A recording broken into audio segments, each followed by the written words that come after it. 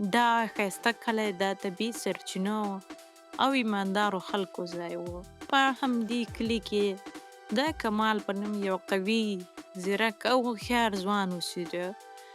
په ځوانۍ کې شتمن شوی و، ډېرې زیاتې ځمکې یې لرلې او خلکو به ورسره کار کوي. خو له بده مرغه د کمال یو عادت و، په زړه کې یې ناوړې هیلې را پیدا شوې.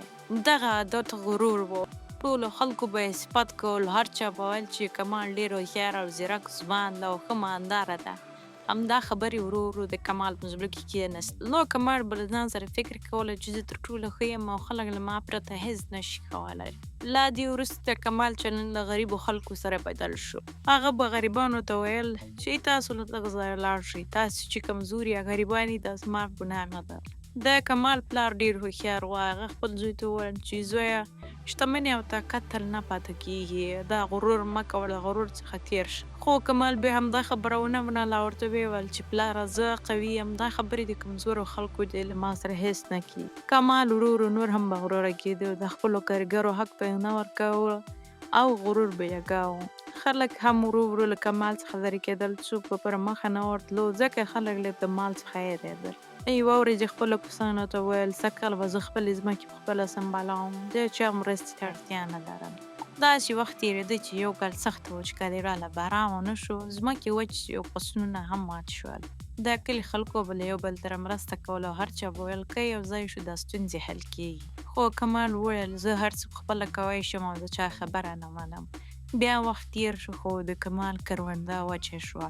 کارګر یې لاړل ځکه مزدوري به یې نه ورکوله. بیا وروس کمال په خپله ځمکه کې ولاړ و، نه فصل پاته و، نه خوشحالي او نه خلک سره پاته و. شپه راغله، باران وشو، خو یوازې د سیند په نورو ځایونو کې شوی و، خو د کمال ځمکه لا هم وچه پاته وه، هلته باران نه وشو. په زړه کې یې وویل چې دا ما سره ولې داسې وشول. بیا بله ورځ د کلي مشران راتلل او هغو وویل کماله، که ته غرور پرېږدې او له خلکو سره یوځای شې نو موږ به ستا مرسته وکړو. کمال سر ټیټ کړ، د هغه سترګې له اوښکو ډکې شوې. هغه وویل زه غلط وم، د تاسو ځان لوړ ګڼه، خو اوس پوهه شوم چې غرور بد شی د انسان مړندوي او په تنهایي کې انسان هېڅ هم نه ده. کمال بښنه وغوښتله. د کمال په چلند کې بیرته فرق راغی، هر څه یې سم شول. خلکو هم د کمال چلند لیدلو او ورو ورو یې پر هغه بیرته باور وکړ. بیا وخت تېرېده، یو کال وروسته ښه بارانونه وشول، ځمکې شنې سوې او د کمال ژوند هم بدلون وکړ. خو دا ځل کمال ډېر بدل شوی و، له خلکو سره به یې مرسته کوله او خلکو ته به یې ویل چې غرور انسان لنډوي او غم یې له هر څه خلاصوي، غرور مه کوئ. هغه به ماشومانو ته هم ویل که غواړئ لوړ شئ، پر مخ لاړ شئ، نو غرور مه کوئ، غرور انسان تباه کوي.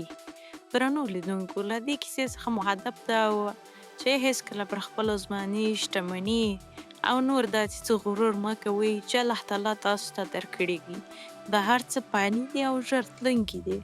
که مو کیسه خوښه سوې وي، زموږ چینل درسره سبسکرایب کړئ. مننه.